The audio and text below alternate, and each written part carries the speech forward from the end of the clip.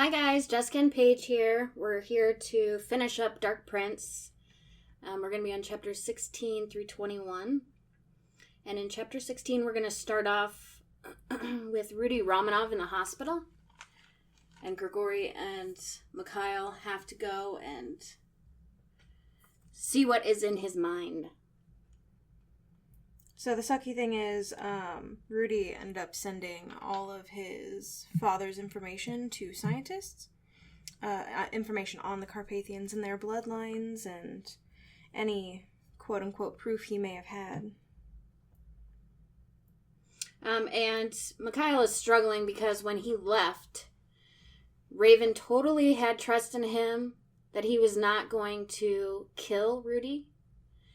That he would take this information from his mind and maybe try to heal him a little, the sickness. But the father, actually the grandfather, had already put the sickness in the males in his family. Of course, Grigory is totally against just taking his blood and monitoring him. Grigory thinks the safest thing for the Carpathians is for this man to be gone. So Grigory says, "Allow me." Easily reading Mikhail's dilemma, Grigory had killed, was their most skilled and proficient hunter of the undead. Grigory would not hesitate if Mikhail so much as nodded his head. "No, Grigory, I will not allow you to take on this burden. Killing has become far too easy for all of us, and especially you." So Mikhail was obviously worried about Grigory's kills, and the ones that he'd been forced to make over all the years. He believes it's a great risk to Grigory's soul, and he asks him what his ultimate goal was. And Grigory answered, "Survival of our species." So while they're going through all that, they do end up destroying the Romanovs' evidence after Grigory pretty much takes control of Rudy's mind. And Grigory pretty much decides, in this chapter, it seems like Grigory pretty much decides Mikhail is never going to be allowed to fight again, and Grigory kind of becomes his instrument of justice. We also discover that Grigory has hope that the human women can give birth to a female child. He said he'd long suspected that it is so. He believes something has happened to the women to prevent this, and with a human woman, the chances will be far greater that she can carry to full term and deliver a healthy female. So pretty much he thinks something's wrong with Carpathian women, or something's happened to them that makes it so they cannot have female children. And they also argued that that's how Grigory feels, but Mikhail pointed out, he said, hey, males determine the gender. Mm-hmm. So they know that they're assuming that it's got to be something more than just the women. So it may be the women and the males. They're still uncertain, but know that it has to have something to do with something going wrong within them. And then, of course, at the very end of this chapter, they discover that Father Hummer has been kidnapped. So they leave the hospital. They start heading back to get to Romanov's cabin so that they can find the evidence. So when he went into Romanov's head, he saw that it's hidden under the floorboards in his parents' room. They do find everything that they need and destroy it. Even though it's already been leaked to, online, it's been leaked to the different doctors and scientists already.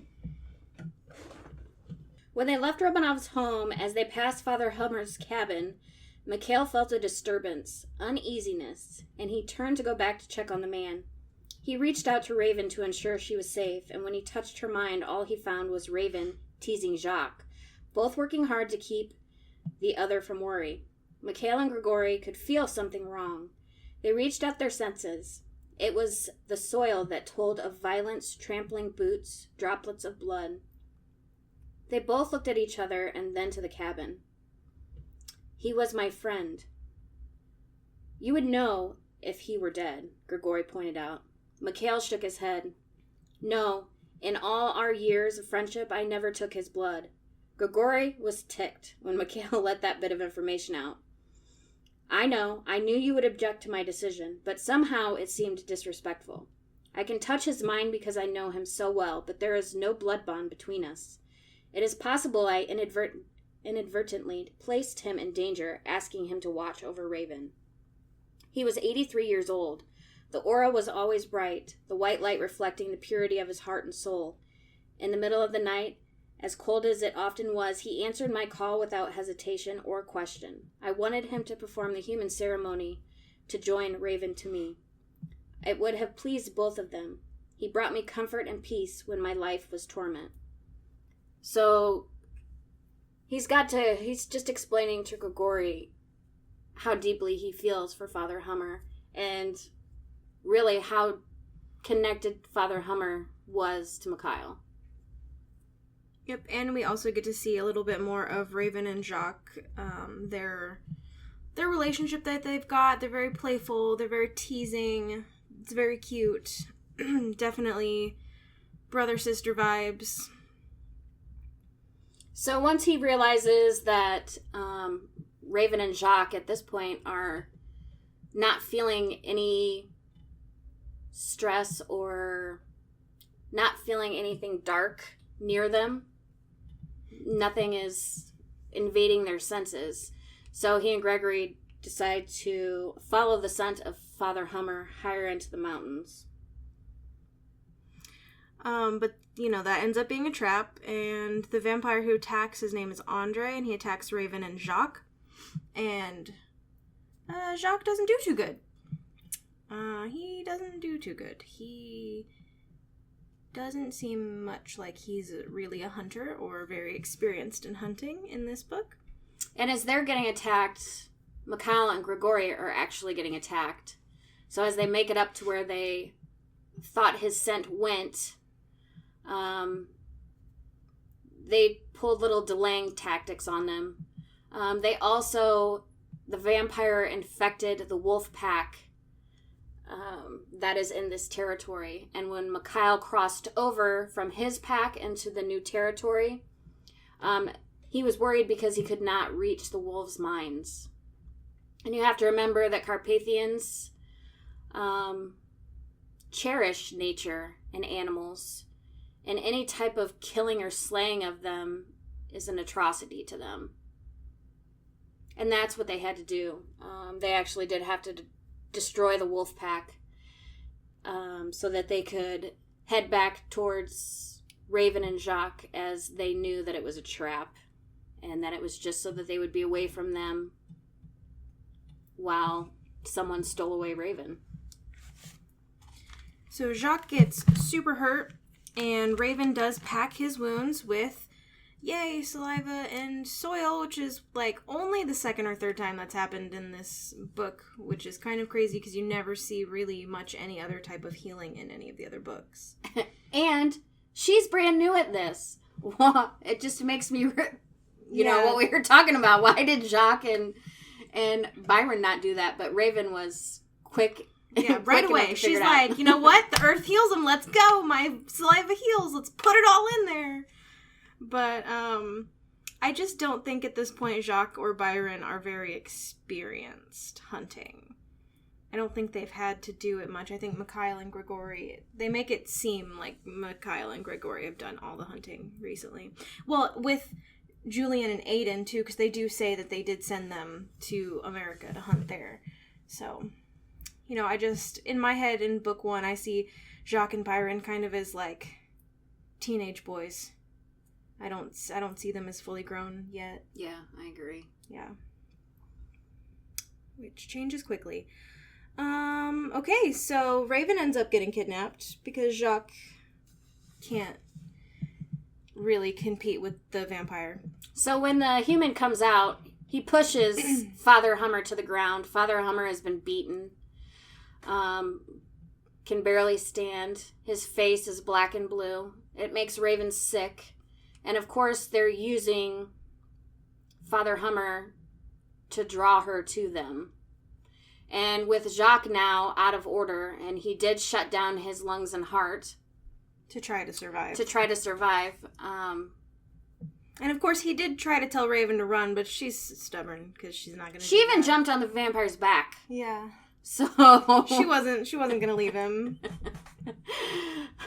So yeah, pretty much the vampire and a human brought Father Hummer to pretty much force Raven to come with them.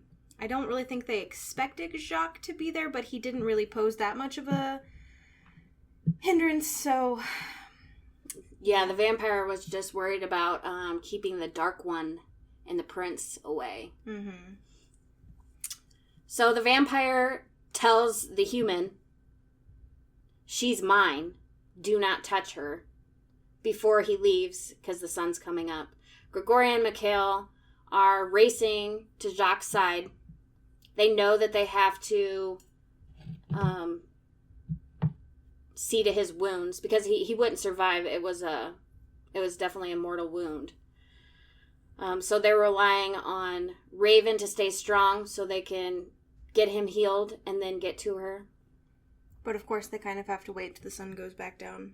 Yep. So the human throws Father Hummer and her into the car, and they drive until they get to whatever location he has them. I believe is it a cave or a cabin? Because the rock falls. So it's kind of like a house with a cellar, or a cabin with a cellar, I think, is what it is.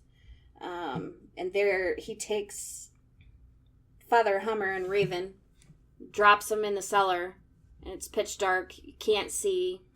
As far as Father Hummer knows, he hasn't felt Raven breathe or stir since they got there. Yeah, he thinks she's dead. So he's been doing like 20 laps around this area trying to find light switches or ways to get out. So the night passes. The morning passes, afternoon. The sun's going to be coming up soon, and Raven wakes up. And the priest runs to her and asks her what he can do to help her. And she told him she needs blood. And he offered freely, but that's just not something Raven can do. No, being a human, the thought of blood, like taking blood, still kind of disgusts her. Really, it's only possible for her to take Mikhail's blood, just because of the connection that they have. So they're kind of stuck, and Raven's pretty weak, and... So they can hear Slavensky, the human, coming down the hallway, and he opens the door and flips on the light and blinds them. And then he torments them a little bit. She tries to reach out to Mikhail, and she's instantly hit with a splitting headache. Oh, because she's drugged, isn't she? Is that because she's drugged? Yeah, she's drugged, and it's not actually the drug. Mikhail, or Gregory, explains to her it's not actually the drug. It will make her confused. But it's actually the vampire who is in her mind because he's getting ready to take her blood. But he did drug her. I forgot about that. And it does confuse her a lot. It doesn't help. And plus she's so new. Like, she's only been a Carpathian for like a couple weeks. I don't even think it's been weeks. I think it's been a couple days. I don't think it was weeks when this happened. It was all pretty quick. Like, real quick. And she just doesn't have a handle 100% on her own Carpathian powers yet. And plus she kind of fights it because she really did want to stay human, but, you know, she ends up liking being Carpathian. Yeah, and we forgot to tell you about the ritual binding words that the Carpathian male uses to bind. Yeah, well, we have to leave some things a surprise because they're supposed to actually read the books. Right. Well, just so you know, the Carpathian ritual words are something that they need to do pretty much right away.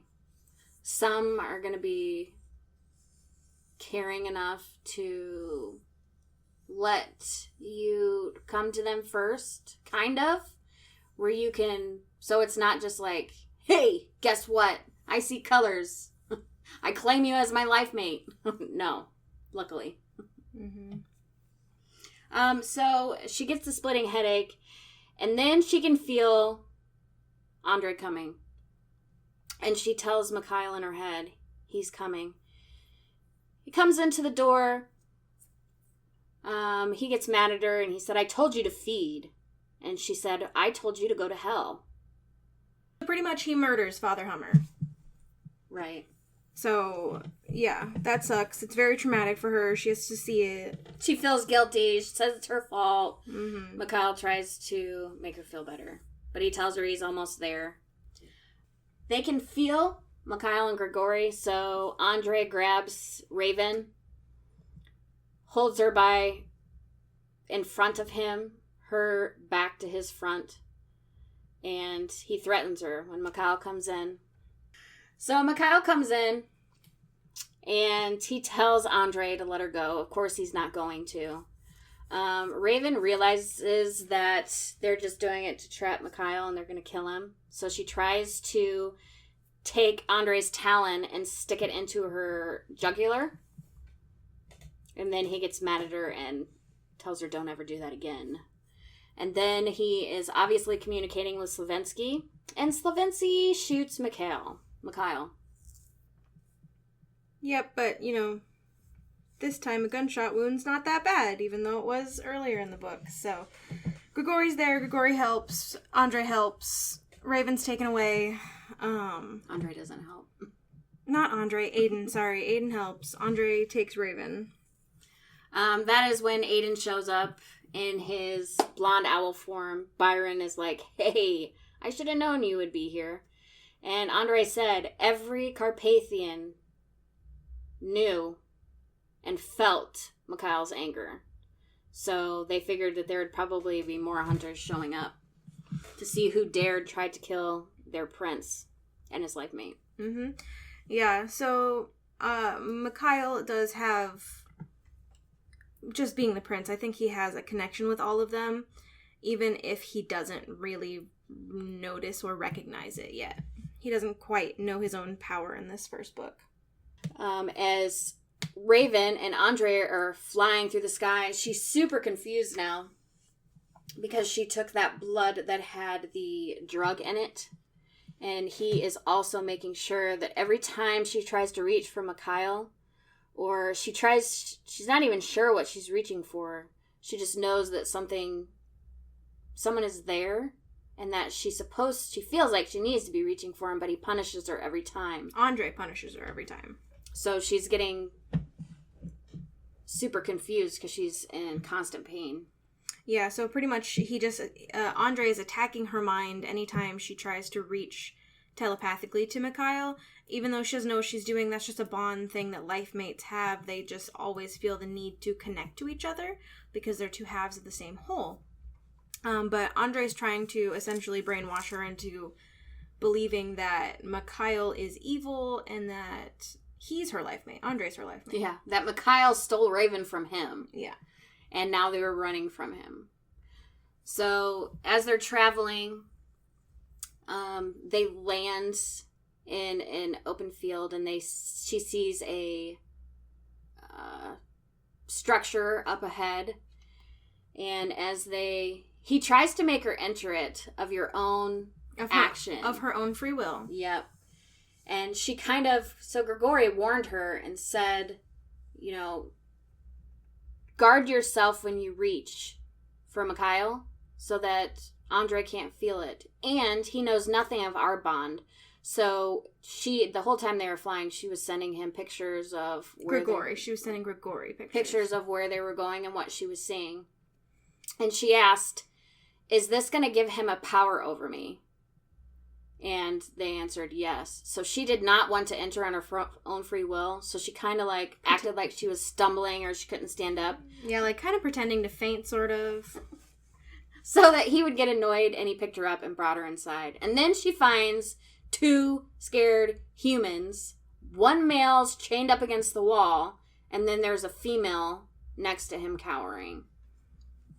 Yep, and of course, Raven being Raven, she tries to help them, and that kind of backfires on her. And really what Andre wants is her to feed on them. I believe he mentions that he wants her to become a vampiress, right? Yes, and he was saying that Monique and Alexander were their dinner, and that Monique was special for her. So Andre hadn't touched her or took her blood. But he did, of course, take Alexander's, which is Monique's husband. Monique's husband, Alexander, is pretty much losing his mind. It doesn't matter what's happening. All he's going to care about is protecting his wife. No matter if Raven is being nice to them or not. He trusts none of them. So when Raven says that she's not going to feed, she kind of plays him. And she acts like she's upset that, why are you doing this to me? Why are you punishing me? Did I do something to you? Or is this your mistress? And he's confused. Andre's confused then, because then he's like, what am I? He wants to be nice, pretend to be nice so that she comes to him. But then at the same time, he's purely evil. So he doesn't know what to do, so he takes off and goes find food for himself. So this gives Raven the chance to try and save the two humans. Yeah, which, like I said, Monique is more calm at this point. So she knows, she understands that Raven's trying to help them, but Alexander doesn't quite get that. He doesn't trust her, and yeah, so... So at this point, Raven feels Andre feeding on a woman and a child. The child is already gone, and the woman is pleading for her life. Mikhail and Grigory, Aiden, Byron, Tien, and Eric are all there, but the vampire has more traps going on, ice going into their veins, trying to stall them. He has stalling tactics. So yeah. So why they do that? He has to stop Raven from trying to go and save the woman and child. Monique is outside with her, trying to comfort her, trying to figure out what is exactly going on, because Monique trusts Raven for some reason. She doesn't know why, but she feels like she is trying to help her, and she feels like Raven is also being abused. They can feel that Andre has finished feeding and he's coming back, so Raven tells her, go in the corner, stay as small as you can, and be quiet. Do not let him turn his attention to you. Yeah, don't draw his attention at all. And Raven's gonna try to keep him occupied, essentially. Right, and it's going to be hard to make sure that nothing happens to Alexander, because he did put his hands on Raven and choked her, and now she has bruises on her neck. So when Aiden appears in the cabin, he pretty much wants to kill Alexander because he put his hands on Raven. And Aiden is kind of left to take care of the humans, Aiden and Byron, while Mikhail takes on Andre. Their fight ends up outside, and Raven is now inside with Aiden and the humans, and she's never met Aiden before. And of course, she is very stubborn and is definitely not what the Carpathian males are used to, so her fighting and arguing with Aiden very much confuses him. He's just flabbergasted, pretty much. He does not know what to do in that situation. But of course, Raven gets her way, because it's Raven. And she's special. Yep, and Andre tries to poke at Mikhail, telling him, what, does it take an army now to take out one vampire? Pretty much trying to make him feel inferior. And Mikhail tells him, nope, they're just here. If I fail, they'll pick up where I left off, but you will come to justice. Yeah, because that's the thing with Carpathians. They have, especially the males, they have this very strong sense of honor. but they're still a community and they still help each other. And I think that's really important to know about this entire series. They are still a community. They are still a species trying to survive. And that comes through in all of the books. As Mikhail is fighting Andre connects to Raven and does a full mind merge. He tells her, look at this monster. See what he does. He kills his own people. Tries to confuse Raven more. And every blow that Mikhail hits Andre with, Raven feels. So as soon as Mikhail realizes that, he stops because he's indecisive on what to do. He doesn't want Raven to feel the pain, but he has to kill the vampire.